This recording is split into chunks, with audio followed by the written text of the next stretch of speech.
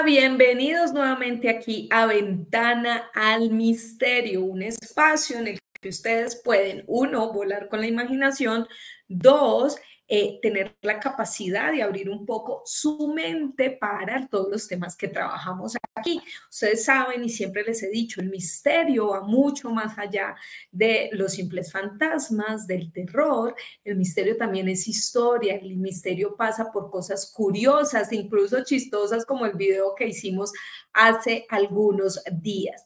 Hoy tengo un invitado que ya es habitual aquí en este canal de YouTube, hablándonos de historia, porque además él es profesor, porque además es un investigador del misterio. Camilo Manjarres, muchísimas gracias por estar aquí en Ventana al Misterio. Gracias, Joana. Un saludo para ti y un saludo para cada uno de los oyentes que nos acompañan en esta noche. Un placer estar de nuevo con todos ustedes y contigo, obviamente. Camilo, hoy vamos a hablar de algo que a la gente del misterio le parece muy tradicional y son los objetos fuera de tiempo o famosamente conocidos como OPARTs. OPARTs que realmente son aquellos objetos que de alguna manera están como perdidos en el tiempo. ¿Esto qué quiere decir? Que pareciera que en el momento en el que hubieran aparecido no tiene sentido ni razón de ser por una u otra razón. Y eso es lo que vamos a empezar a experimentar hoy con esta nueva exposición que nos trae el profe Camilo, le voy a decir ahora, de ahora en adelante así, el profe Camilo Manjarres. Cami, explícamole un poquito a la gente de qué se tratan estos objetos fuera del tiempo. Claro que sí, Joana. Pues inicialmente, cuando hablamos sobre los objetos fuera del tiempo, lo podemos tomar desde la parte histórica y desde la parte arqueológica. Y como tú muy bien lo mencionabas, son objetos, ya sea aparatos que se han encontrado o temas arqueológicos que no corresponden al periodo de tiempo. Les quiero colocar un ejemplo muy sencillo. Digamos que estamos viviendo en la edad de la colonia, un poco antes, quizás en la época de los muiscas, de los Tairona, y que en esta época se hubiera encontrado un computador. O sea, es un objeto que no corresponde a ese periodo de tiempo. Así, a lo largo del tiempo y en el planeta Tierra se han encontrado bastantes objetos, algunos que los han investigado y han dicho como, hey, esto es falso, es un montaje, no es cierto, y otros que han hecho las investigaciones pertinentes y efectivamente han mencionado que, bueno, que estos objetos están fuera del tiempo, que son reales y que no saben cómo llegaron a este periodo de tiempo. No solo en América, sino se encuentran en Europa, en Asia, en Oceanía y pues como ya le he mencionado en América. Entonces es un tema bastante peculiar que muy Ujú. poco se habla desde la academia, desde la parte de la historia, porque muchos lo tachan de ser falsos, ser réplicas, pero hay algunos muy interesantes como los que vamos a mencionar en esta noche o en esta tarde o donde nos estén viendo, que sean buenos días. Sí, señor, nos ven desde todo, desde todas las partes del mundo. Entonces, en cualquier momento en el que usted vea este video, pues sí, vamos a empezar a explorar algunos objetos que parecen extraños para la época en la cual estuvieron o aparecieron, pero pues que, como decía muy bien Camilo, esto no es tan habitual porque generalmente suelen decir o negar que estos objetos sean reales. Supuestamente son en montajes, supuestamente son personas que los pusieron ahí, pero vamos a hacer una recopilación de esos que realmente no tienen ningún tipo de explicación y que llaman muchísimo la atención. Por eso, Camilo, vamos a empezar con esto. ¿De qué se trata? Un reactor nuclear natural. ¿Qué es esto? Claro que sí, mi querida Joana. Pues inicialmente de los temas que vamos a abordar hoy, este fue el que me llamó más la atención porque estamos hablando de un reactor nuclear de aproximadamente 2.000 millones de años de antigüedad. O sea, es bastante tiempo, lo que nos indica que hace 2.000 millones de años el ser humano ya tenía tecnología suficiente para utilizar estos reactores nucleares. Pero bueno, yo sé que en este momento los oyentes se estarán preguntando que dónde se encuentra, cómo comienza esta historia, pues así que les voy a contar resumidamente y ya después les menciono todo el contexto. Y es que encontramos que el reactor nuclear de Oklop se encuentra en África, precisamente en unas minas, y es que es muy curioso, mi querida Joana, porque los científicos y los expertos que viajaron hasta allá e investigaron se dieron cuenta que es un reactor nuclear natural que tiene una antigüedad de 2.000 millones de años y que tiene 15 reactores que fueron supuestamente formados de forma natural que se encuentran bajo tierra. Pero bien, ¿esta historia cómo comienza? Pues precisamente en 1972 es el año más importante porque hay un profesor, como yo, que soy profesor, llamado Francis Perrin, que es hijo de un ganador del premio Nobel, el cual daba cátedra de física atómica y molecular en universidades de París. Era una persona con bastantes estudios, no era ningún aparecido, y también se encargaba, pues, de analizar el uranio 235. ¿Qué ocurre con el uranio 235? Este uranio lo utilizan pues para todos los temas pues de reactores nucleares, etcétera, etcétera. Este sujeto desde 1951 a 1970 trabajaba en una planta en Francia analizando estas muestras de uranio 235. Un día, él se da cuenta que las muestras que están llegando de África, de esta mina africana, están un poco como alteradas, no tienen como esa pureza que él necesita. ¿Qué ocurre? Si el uranio 235 no está, como, ¿cómo decirlo? No está aplicado de la forma que es, pues podría encadenar unas reacciones totalmente diferentes. Entonces, tienen que ser exacto el uranio 235. Entonces, las cantidades que estaban llegando a este laboratorio en Francia eran cantidades menores. Entonces, él se puso a investigar y llegó a dos conclusiones. Uno, que de pronto el uranio que estaban extrayendo de esta mina en África, la mina de Oklo, era uranio que estaba contaminado y por eso pues era de mala calidad, o que simplemente los encargados de la mina los estaban estafando a esta planta nuclear. Entonces, el que él postula este problema, van los encargados hasta esta mina para investigar qué es lo que está ocurriendo, porque pues dicen como, venga, o sea, nos están robando o efectivamente el uranio pues está saliendo de mala calidad, como se diría coloquialmente. Entonces, en 1972, año muy importante, viajan hasta África y se internan en esta mina, en la mina de Oklo. Cuando llegan acá los encargados y los expertos, investigan la mina y rotundamente descartan que sea un fraude. Se dan cuenta que en ningún momento los encargados de la mina los estaban timando, o sea, ahí descartados. Empezaron a investigar y se dieron cuenta que en el interior de esta mina, y este es el dato más importante, mi querida Joana, encontraron que bajo tierra hay 15 reactores nucleares. Pero ¿qué pasa? Son 15 que muchos expertos postularon como, bueno, se formaron de forma natural. Pero aquí yo te Ok. pregunto a ti y le pregunto a los oyentes y que por favor nos dejen en los comentarios, ¿por qué en esta mina se formaron 15 reactores nucleares de forma natural y es en la única mina en el mundo donde se formaron? ¿Qué es el segundo dato interesante? Que estos reactores eran perfectos para realizar reacciones nucleares. ¿Por qué? Porque eran impermeables, estaban bajo tierra, no tenían ningún escape como hacia la superficie y aparte tenían algo que se denomina, y lo leo textualmente, agua pesada. El agua pesada reduce la velocidad de los neutrones y prácticamente el agua pesada es una molécula de composición química. O sea, encontramos que naturalmente se formaron 15 reactores eh, que daban todas las condiciones para ser utilizados. La pregunta es, ¿por qué en otras minas alrededor del mundo no se han formado estos reactores nucleares y por qué la naturaleza fue tan caprichosa de hacerlos 15 veces? O sea, si tú me preguntas a mí, yo diría, bueno, es normal que se haga una vez, máximo dos, pero que se forme 15 veces, que se replique la misma forma y que sean perfectos para realizar reacciones nucleares es algo bastante descabellado, ¿no lo crees? ¿O tú qué opinas al respecto? Sí, bastante curioso, pero quizás puede ser también el terreno en el cual se fueron creando, que estaba, digamos que, hábil para que se pudiera dar esto, teniendo en cuenta que es algo natural.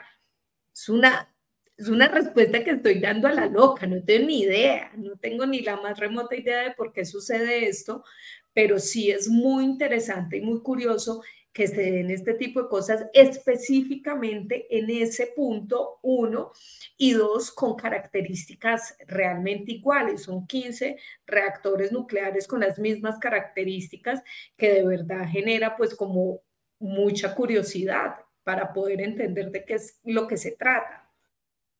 Correcto, mi querida Joana. Y algo que a mí me parece muy peculiar es que en diferentes minas alrededor del mundo, las que pues tienen uranio 235 no tienen estos reactores nucleares. Entonces la pregunta es, ¿por qué en esta mina sí se formaron y no en otros? ¿Y por qué fueron 15? O sea, es que es muy extraño. Y no solo eso, otro dato que es perturbador, por así decirlo, es que investigaron y se dieron cuenta que de estas minas se extrajeron más de 500 kilogramos de uranio. Estos 500 kilogramos se completan para formar una cantidad de 3 bombas, imagínate, de 3 bombas atómicas. O sea, una gran cantidad de uranio que se extrajo de esta mina y que no estaba registrado por parte de este laboratorio de Francia, y los encargados de la mina tampoco mencionaban que ellos hubieran sacado esta cantidad de uranio. Entonces, Y ¿qué este dato podemos? sí me parece peligrosísimo, Imagínate, ¿dónde están los porque 500 ¿quién puede kilogramos de tener uranio? semejante poder en sus manos? O sea, lo que son 3 bombas nucleares se forman con eso. ¿Y qué es lo que? Exactamente, ¿quién tiene acceso a esos elementos y qué pueden lograr con eso? La fuerza de 3 bombas nucleares. Y recordemos que estamos en un mundo lleno de locos que son nuestros líderes y que de alguna manera tener el poder en cuanto a esa arma tan letal, pues realmente es peligrosísimo. Por eso digo que ese dato me parece muy tremendo, muy aterrador, porque realmente es entender quién sacó esas herramientas de ahí, ese elemento de ahí. ¿Saben para qué sirve y cómo funciona? Seguramente sí, si no, no se lo hubieran llevado. Y tres, entonces, ¿en dónde está y con qué objetivo lo tienen? Me parece bastante peligroso eso, Camilo. No sé tú qué opinas o estoy siendo demasiado exagerada con el tema.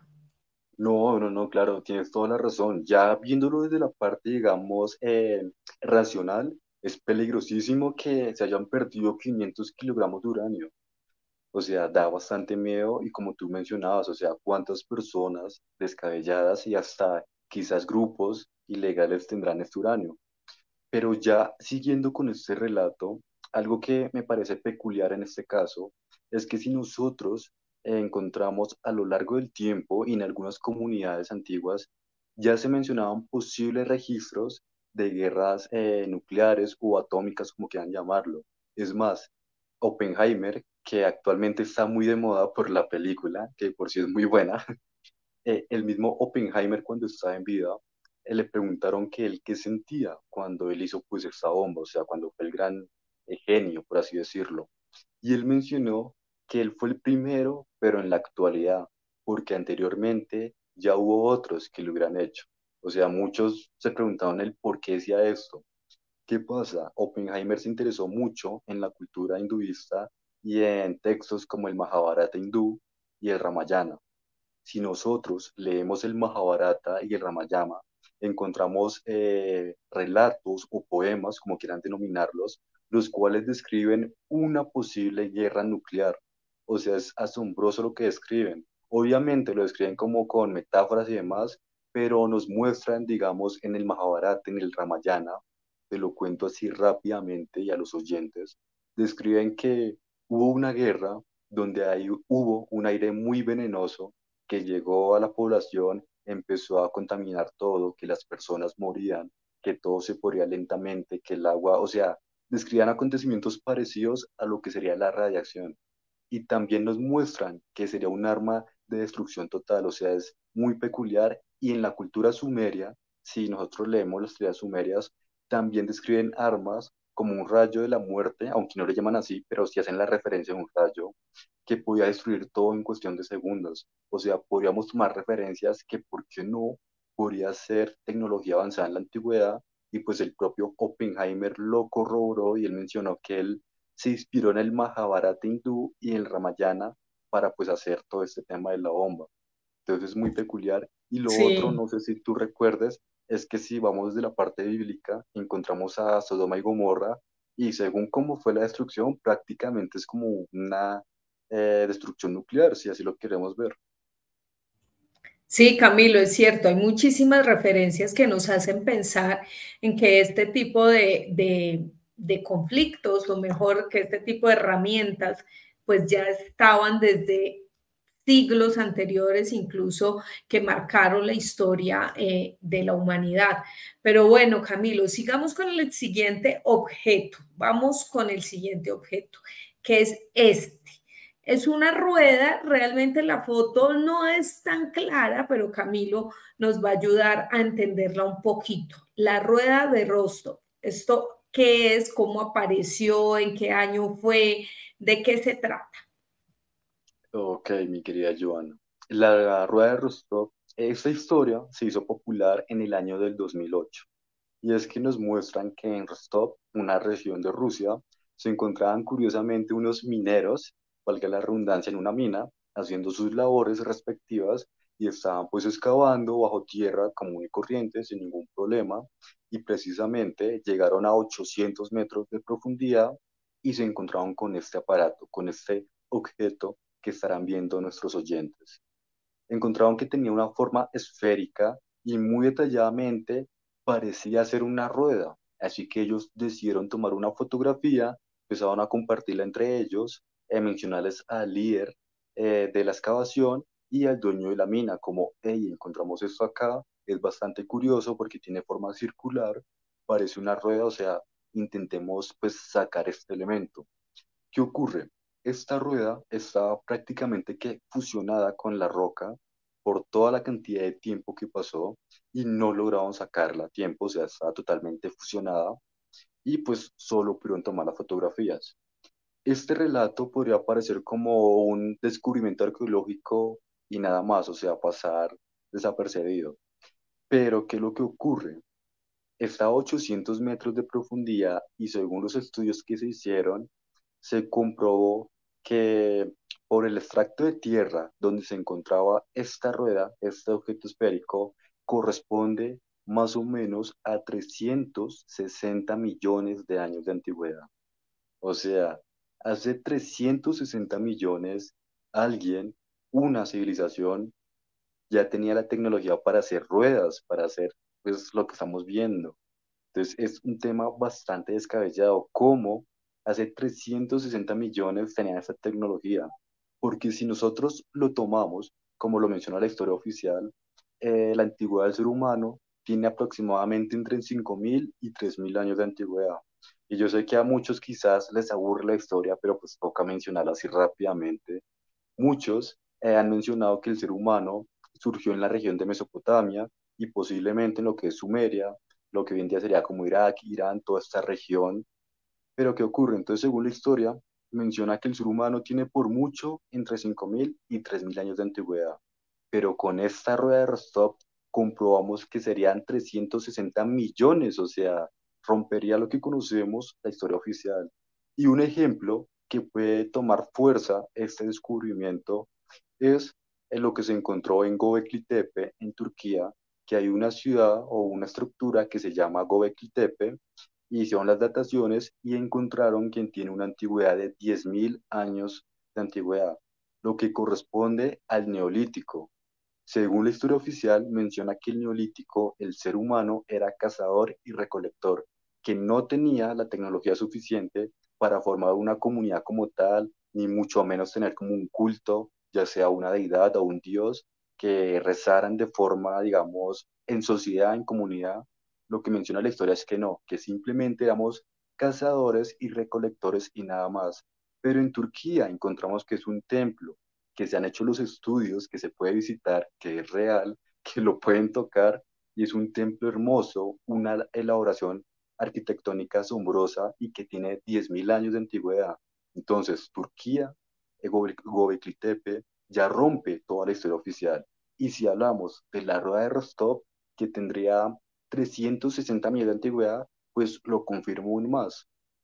Pero bueno, siguiendo con este Sí. relato, se nos menciona que el encargado de la mina, pues tomó las fotografías, le mencionó al dueño, y para asombro de todos, el dueño no quería que siguieran excavando. Dijo como, no, no, no, no me interesa lo que hay, y simplemente olviden el tema. A tal punto que se cree que el encargado de la mina deseó inundar esta mina para que no lograran seguir excavando, ni mucho menos sacar estos hallazgos arqueológicos. ¿Qué podemos concluir?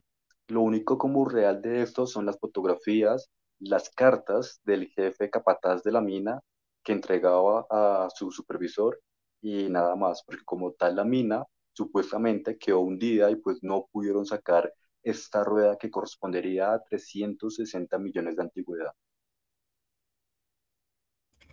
Camilo, pero mira, yo creo que muchas veces la historia, a la historia le faltan muchos pedazos, muchísimos pedazos. Y quienes escribieron los hechos históricos, pues lo hacen desde lo que conocen, desde sus experiencias también, pero pues realmente la historia todavía hace parte del descubrimiento.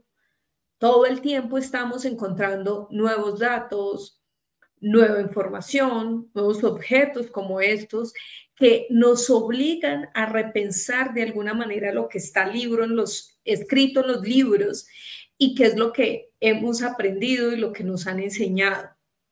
Sin embargo, este tipo de cosas lo que nos hace es reflexionar un poco o ahondar un poco y por eso es que siempre que inicio mis videos les digo que este es un espacio para abrir la mente, precisamente para romper esos estereotipos que tenemos hasta el momento y que podamos vislumbrar otras realidades, que podamos opinar sobre otras cosas, que podamos generar nuevo conocimiento. Y este tipo de objetos lo que hacen es enmarcarnos en nuevas teorías, enmarcarnos en nuevas historias o en complementar la que ya tenemos. No sé tú qué opinas al respecto, Camilo. Claro que sí, tú lo mencionabas muy bien y de hecho, yo sé que de pronto en este momento alguno que otro oyente estará pensando como, eso solo son fotografías, es una historia sacada de internet, no hay nada que lo pueda comprobar, ¿cómo va a tener 360 millones de años de sería irreal?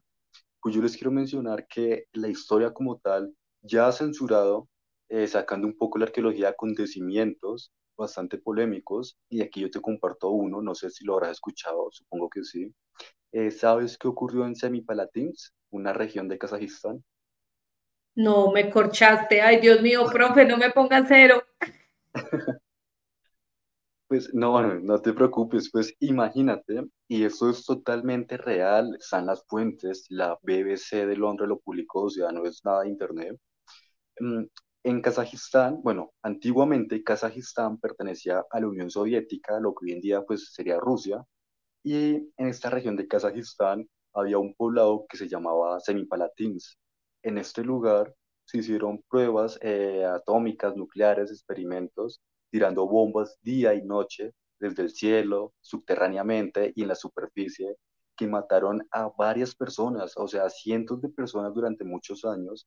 Y para asombro de todos, lo que ocurrió en Semipalatinsk fue, que te digo, tres, cuatro veces peor que la tragedia de Chernobyl, que las bombas de Nagasaki y Hiroshima, y hasta el incidente de Fukushima en 2011 en la planta de Japón. O sea, la radiación que ocurrió en Semipalatinsk es 1000 veces peor que estos acontecimientos. ¿Y sabes cuánto tiempo estuvo censurado esto? No sé. Y tírame un número, un año por ahí que tú creas. ¿Cuánto tiempo estuvo censurada la información? Sí, correcto. ¿60 años? Prácticamente más de 50 años, el gobierno ruso se encargó que a nivel mundial nadie supiera lo ocurrido en Semipalatinsk. Y hoy en día han pedido perdón públicamente porque fue un crimen de lesa humanidad. Viajan expertos para hacer estudios psiquiátricos porque la población sobreviviente con el paso del tiempo creció con problemas psicológicos. Muchos han crecido con malformaciones genéticas y de hecho ya mismo invito a las personas que busquen incidentes en semipalatins y van a encontrar las malformaciones.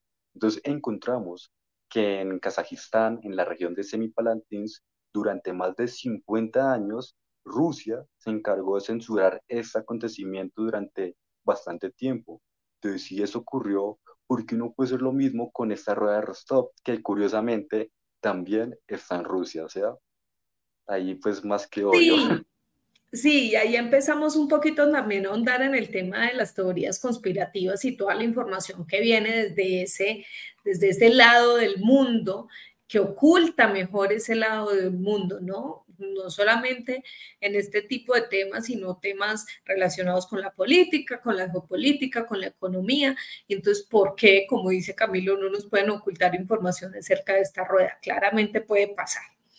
Pero bueno, Cami, gracias por esa información que nos das de estas pruebas nucleares. La verdad, no la conocía, no tenía presente esto, pero es bien interesante y bien interesante también entender cómo este tipo de pruebas pueden afectar a las generaciones de las personas que lo vivieron, porque no solamente son los hijos, sino los nietos de esas personas, incluso creo que hasta la tercera generación pueden salir afectadas precisamente por esa radiación y el poder que tiene esa radiación en los cuerpos de las personas. Pero bueno, vamos al siguiente objeto, que es este que es muy conocido, Camilo, la cuña de Ajut.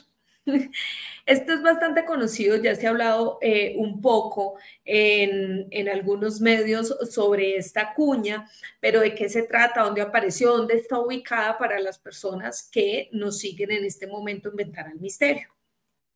Correcto. Pues antes de mencionar sobre qué trata, quiero que por favor recuerden los oyentes que iniciamos el primer caso con 2.000 millones de años de antigüedad. Pasamos a la rueda de Rostov que tendría 360 millones de años de antigüedad y ahora llegamos a esta cuña que se ha comprobado que tendría aproximadamente entre 20.000 a 40.000 años. O sea, no tan antigua como las otras dos, pero pues sí es bastante antigua. Y bueno, como ya todos lo saben, yo sé que en algún momento ya la habrán escuchado, ya la habrán visto, pero es muy importante mencionarla porque este relato o este descubrimiento arqueológico ocurre en la región de Rumania, precisamente en el año de 1970. Y es que se encontraban pues unos obreros haciendo unos arreglos, unas construcciones, excavando, y se toparon que a 10 metros de profundidad, perdón, encontraban huesos de mastodonte, de mamut, y encontraban esta cuña que están observando. Para los obreros, dijeron, como ve, es basura, o sea, la desecharon como si no fuera nada importante. Llegaron pues los encargados de un museo, precisamente el Museo Nacional de Rumania, que se llevaron los huesos y pues se llevaron esta cuña. Dato interesante, se encontró en la región de Rumania, muy cerca a lo que sería pues Transilvania. Entonces se llevó este aparato, esta pieza arqueológica junto con los huesos al Museo Nacional de Rumania. Durante más de aproximadamente 20 años, esta pieza quedó en el olvido, o sea, quedó ahí guardada bajo llave porque no les prestaban la atención suficiente, o sea, les parecía que era basura y nada más.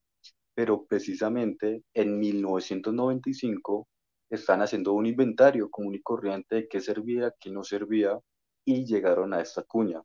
Cuando la observaron, dijeron como, hey, esto no es normal, o sea, esto, ¿quién lo trajo? ¿Dónde lo encontraron? Y pues bueno, comenzaron a investigar. Cuando empezaron las verdaderas investigaciones, se dieron cuenta que era una cuña elaborada de aluminio, totalmente de aluminio, o pues prácticamente es de aluminio, tiene precisamente, y te lo leo textualmente, 89% aluminio y 11% de un material desconocido que a día de hoy no saben identificarlo. Eso es importante para que por favor no lo olviden pues nuestros oyentes. Entonces se empezó a investigar y se dieron cuenta que igualmente a través del extracto de tierra pues tendría una antigüedad de 20.000 a 40.000 años de antigüedad. ¿Qué es lo que ocurre? Que esta pieza de aluminio, como tal, el ser humano comenzó a utilizar aluminio, a fabricar cosas con aluminio aproximadamente en el siglo XVIII-XIX. Y esto tiene pues 20.000 a 40.000 años de antigüedad, o sea, no corresponde históricamente, o sea, no se sabe cómo y por qué lo hicieron y qué utilidad tendría. Algunos creen que sería como un soporte posible de un, ¿qué te digo?, un aparato de tecnología de un ovni y que encajaría como en forma de puzzle con otro aparato de mayor proporción. Eso Aquí es muchas muy personas, habitual. Perdón, dime, Camilo, interrumpirte ahí. Es tranquila, muy dime. habitual que en este tipo de objetos, sobre todo los que tienen ciertos elementos que no eran comunes para la época, como lo acabas de mencionar, pues siempre se hable de la relación que estos pueden tener con seres extraterrestres o generaciones o civilizaciones extraterrestres que hayan visitado la Tierra. Hay teorías infinitas acerca de este tipo de casos de que se relacionan específicamente con muchos otros objetos, otros elementos, incluso algunas estructuras que fueron diseñadas para ciertas sociedades, estructuras que representarían pueblos o grupos de personas que convivían anteriormente sin explicarnos realmente por qué se da de esa manera, quiénes estuvieron allí, y es todo un misterio y toda una incógnita que se viene desarrollando, y por eso hay teorías como la que en otras épocas nos visitaron seres extraterrestres, y cuando digo extraterrestres me refiero específicamente a seres que están fuera de la Tierra, pueden ser cualquier cosa, pueden ser cualquier cosa, y que ellos tenían de alguna manera una tecnología avanzada que podría generar este tipo de objetos o civilizaciones. Correcto, y de hecho ya que tú lo mencionas, me hiciste recordar como un debate que siempre he tenido en la universidad con esta comunidad académica, y es que cuando hablamos del concepto extraterrestre, muchas personas, si no es que la mayoría, se imagina el típico marcianito verde o un ser deforme o con tentáculos, pero es Exacto. que extraterrestre significa ser que no es terrestre, o sea, que viene de afuera. Puede ser, ¿por qué no?, hasta Ajá, un mismo ser humano más evolucionado que llegó a la Tierra, igual que el concepto de Dios. Yo muchas veces, con el respeto de nuestros oyentes, los que serán católicos o bueno, no importa la religión, yo les digo, Dios es extraterrestre.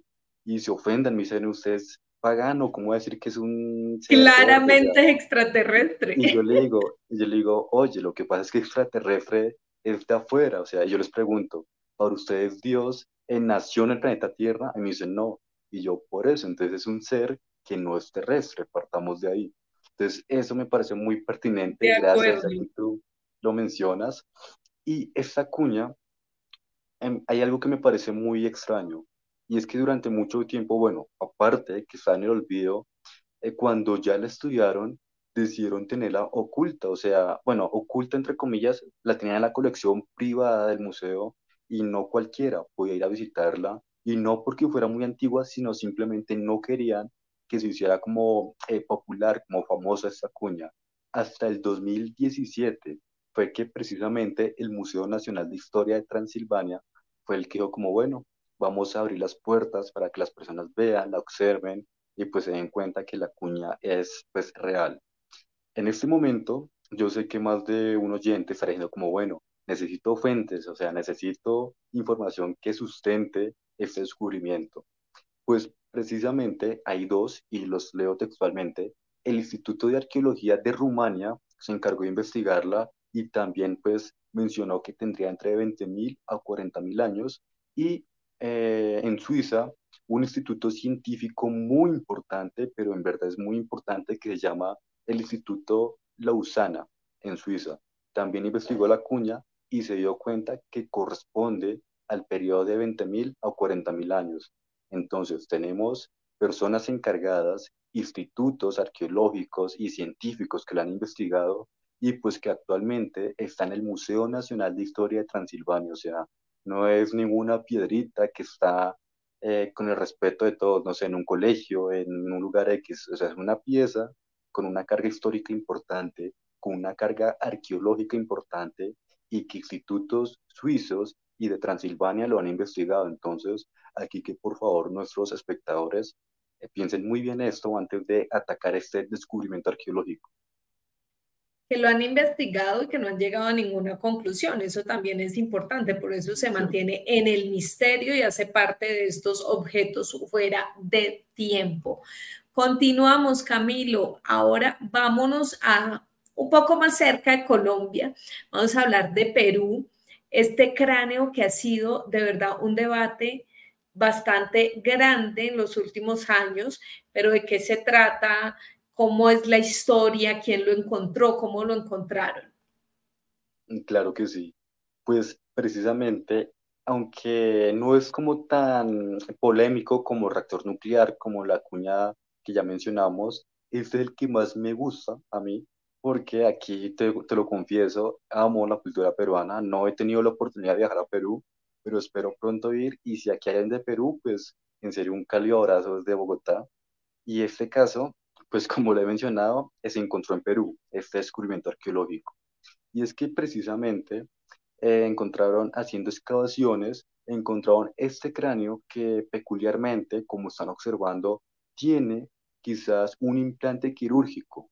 En este momento, yo sé que los espectadores dirán, bueno, algo normal, pero ¿qué ocurre? Este implante tiene una datación de 2000 años de antigüedad o precisamente cuando se estudió este resto óseo, se comprobó que tiene 2000 años de antigüedad, bastante antiguo, no como los otros descubrimientos arqueológicos, pero sigue siendo antiguo, y nos mostrarían que hace 2000 años la cultura inca o posiblemente los incas tenían la tecnología o el conocimiento suficiente para hacer cirugías quirúrgicas para colocar implantes en la cabeza. Lo que se ha estudiado con este cráneo que es que posiblemente era un guerrero que de una casta importante porque no solo en Perú, sino alrededor del mundo es algo muy normal. Algunas culturas antiguas deformaban su cráneo en forma de casta, en forma de jerarquía. Entonces, no todos lo tenían deforme, sino solo algunos que otros para ser identificados, como si fueran de la élite, para que las personas me entiendan. Entonces, dejemos a un lado que los cráneos que se han encontrado son marcianitos, no, son comunidades antiguas que se deformaban el cráneo simplemente con fines de rituales o de jerarquía. La pregunta es, ¿será que ellos observaron algún ser con la cabeza así y por eso se deformaba la cabeza? Eso es lo interesante, ¿no? El por qué. Sí, Lo como de sé. dónde viene esa tradición o esa razón por la cual ellos realizaban este tipo de alargamientos, porque es bastante curioso y en Perú realmente son muchos, muchos los descubrimientos que se han hecho alrededor de ciertos rituales que los incas practicaban precisamente y hay arqueología realmente incontable en este país, es maravilloso porque precisamente eran muchas las tradiciones que ellos manejaban, las que guardaban y las que mantenían, y esto realmente es curioso, pero me gusta mucho esa aclaración que dices, Camilo, de que no es que este cráneo sea específicamente un extraterrestre, sino que seguramente ellos vieron o alguien les contó o alguien les enseñó a hacer esta práctica y por eso fueron precisamente generando este tipo de cosas allí entre ellos mismos, entre su comunidad.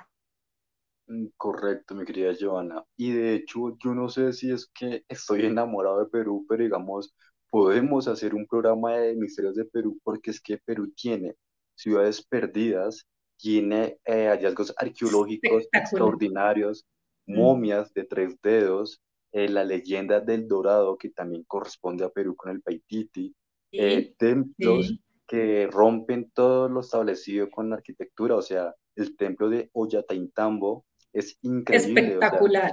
lo Mm, denominan el templo de la antigravedad, o sea, hasta tiene ujú, pirámides Perú, o sea, Perú es una ujú. cosa bárbara, al igual que Bolivia, con lo que es el lago Titicaca, o sea, increíblemente, y aunque pocos sepan, Perú y Bolivia es asombroso y tiene bastante misterio por abordar.